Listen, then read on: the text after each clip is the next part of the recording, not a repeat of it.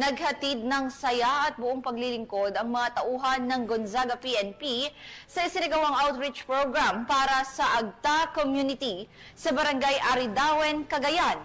Ang kabuuan ng balita mula kay Police Corporal Kevin Paul Juan.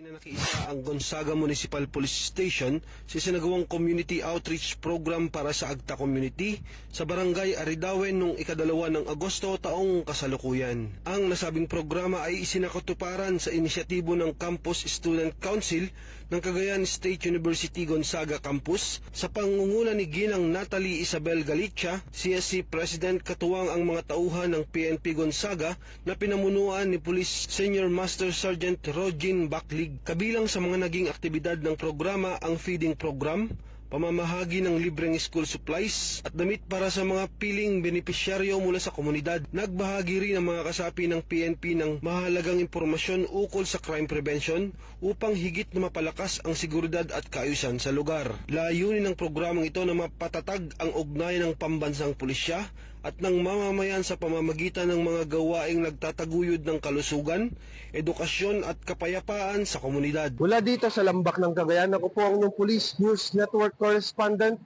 Police Corporal Kelvin Paul Juan, alagad ng batas, tagataguyod ng balitang pulis.